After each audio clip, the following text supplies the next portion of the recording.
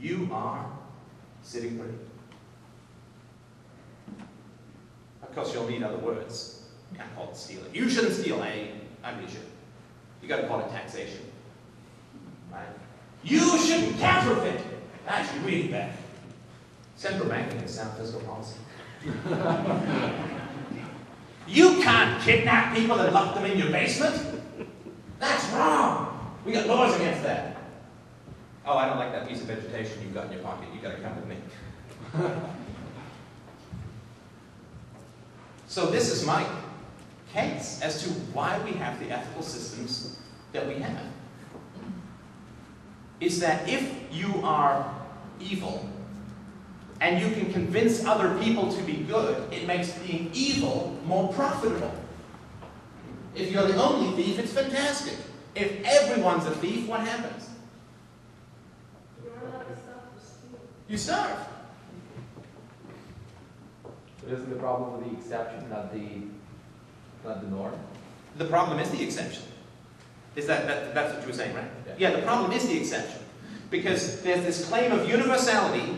Thou shalt not, everybody, all the time, no matter what. On Tuesdays, on Sundays, on a full moon. When Celine Dion songs are on the radio. Canada.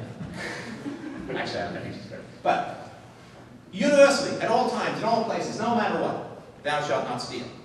Oh, but over here we call it taxation and it's virtuous.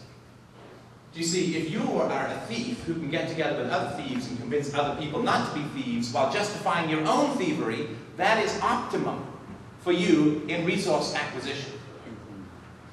Does this make sense? This is the first time I'm taking this argument out for a sort of audience-friendly run, so if it doesn't make sense, and I'm not saying do you accept it as fully true and absolutely and blah, blah, blah, I'm just saying does it kind of hang together, you know, in a reasonably, okay.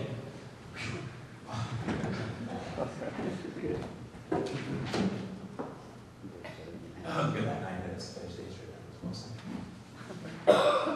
You know, I always do these notes, and then at the end of the speech, I'm like, oh, that was the best point.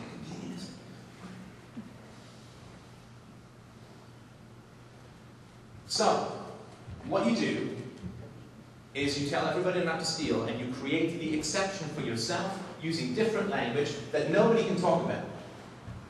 And it's insane. Because morality is only binding if it's universal. But if you create an exception for yourself, it's no longer universal. And if ethics, if ethics, I'm pointing at you like some Sunday school hellfire brimstone teacher, but if ethics is designed to make evil more profitable by reducing competition, you shouldn't steal so we can steal more. You shouldn't counterfeit because we want to counterfeit. Then it's doing its job perfectly. You know, I read the other day, the estimates are that 1% of US currency is counterfeit. I'm like, that's only 2 zeros away from the truth.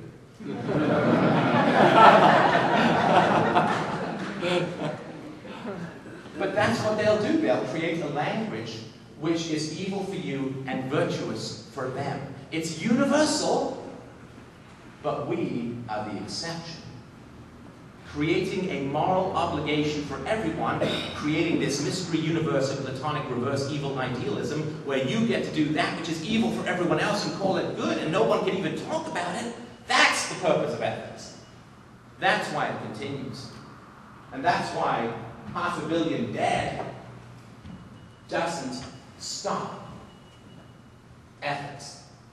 Doesn't make people say, wait a minute, weren't you aiming to solve this problem?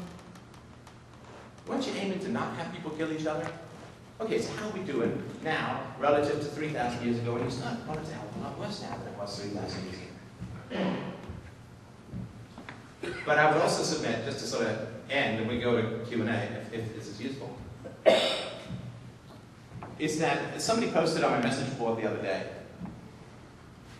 and they were saying that in the old Soviet Union, you know the Soviet Union jokes in the Soviet Union, such and such, you said with Hitler? I just saw someone posted on Facebook, in capitalist America, the bank robs you. Anyway. Yeah, have a gun, rob a bank. Have a bank, rob the world. But he said, you know, in the old Soviet Union or in the Eastern Bloc countries, you know, guys would sit down and start slagging off the government. And you'd never know if they were someone who genuinely didn't like the government or a government plant. The argument that is put forward about the universality of ethics, which is designed to reduce competition for evil, for the people who want to do the exact opposite, pointing that out throughout human history was very dangerous.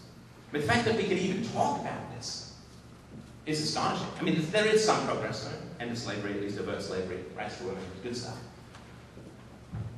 But it was very dangerous to talk about true universality in history, because that is to break the whole con game.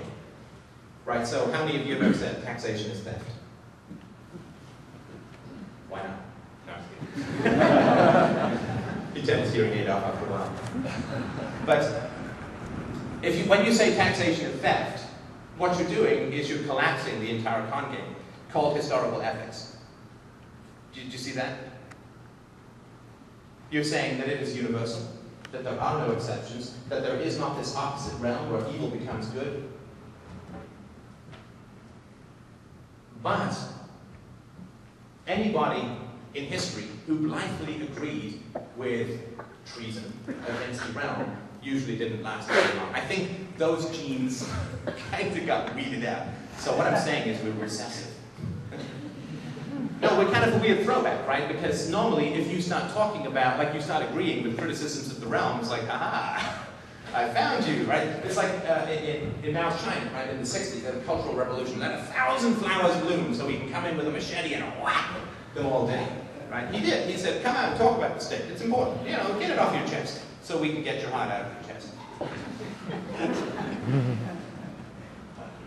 And so even talking about this is really, really difficult. It's scary.